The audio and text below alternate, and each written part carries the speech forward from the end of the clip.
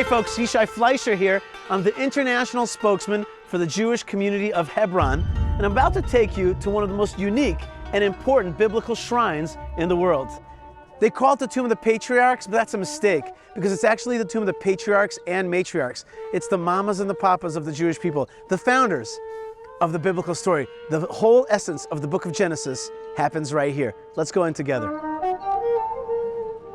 So the Bible tells us in chapter 23 of the book of Genesis about the purchase that Abraham made where he was going to bury his beloved wife Sarah. Later, he was buried here, Abraham. After that, Isaac and Rebekah were buried in this sepulcher. And finally, Leah and Jacob, the first Israel. And that was about 4,000 years ago. So this is a 4,000-year-old site with a building that's 2,000 years old. And the Jewish people have been praying here all those years. King David prayed here. Everybody's always prayed here. But you know what? There was a time where it wasn't so simple. In the year 1267, the Muslim Mamluks came to town, and they told the Jews, get out of the building. Well, what do you mean, get out of the building? Our parents are buried underneath this building, and this is a Jewish building built 2,000 years ago by a Jewish king. And there was a staircase here, and the staircase, they were only allowed up to the 7th step, and they weren't allowed any further. And Jews came here and prayed here in the cold and in the heat for 700 years. 700 years of tenacity, of saying we belong inside. These are our mothers and fathers. We'll never let go of their memory and their heritage until they were liberated and allowed to go back in. Still, Jews come and pray in this place because they remember the 700 years of prayers and tears that sanctified this holy place.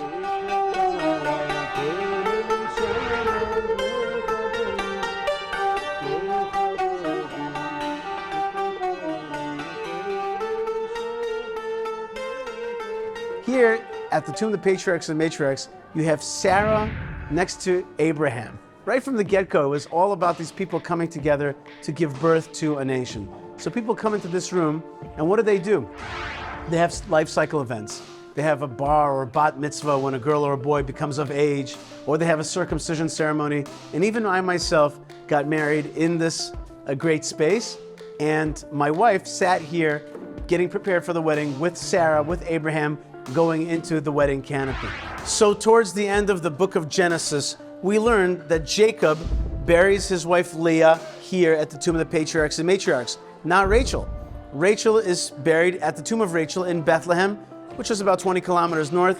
And the reason for that is that Rachel died in childbirth in Bethlehem, and maybe Jacob was just too brokenhearted to bring her here. He just couldn't travel with her. Or maybe because we learned in the book of Jeremiah that Rachel refuses to be consoled. She continuously cries for her children. But this place is a place of consolation. It's where mothers and fathers are together. So here's Leah, and then you'd probably guess that across the way is, let's go over there and see, the patriarch Jacob. There he is, the patriarch Jacob. Now Jacob was dying in Egypt, and he says to his children, don't bury me in Egypt. I don't want to be buried here. I want to go back to the place that Abraham purchased for full money, and he was buried there, and so was Sarah, and so was Isaac and Rebekah, and I buried Leah there, and I want to be buried in Hebron.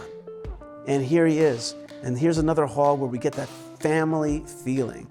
Now Jacob is not just Jacob, he's got another name. That's the name of Israel. That's the super name of the Jewish people. Jacob is like the mild-mannered reporter. When he tears off the shirt, it's Israel underneath. And so this place marks that Israel, that nation that has so many stories about it, so many issues throughout times, because this is a chosen nation, a special nation that God chose to bring God's light into the world. That's Israel. And the beginning of that are here at the Tomb of the Patriarchs and Matriarchs. And people come here from all over the world to pray, to connect, to spill their heart, and to get strength to continue the chain of the matriarchs and patriarchs walking in the path of God.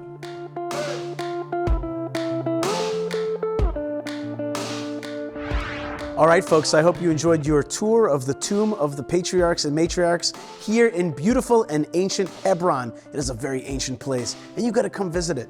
You know, it's a bucket list dream to come to the land of Israel, and you're certainly going to go to Jerusalem, and you're certainly going to connect to the place where 2 temples existed, but don't forget to come visit us.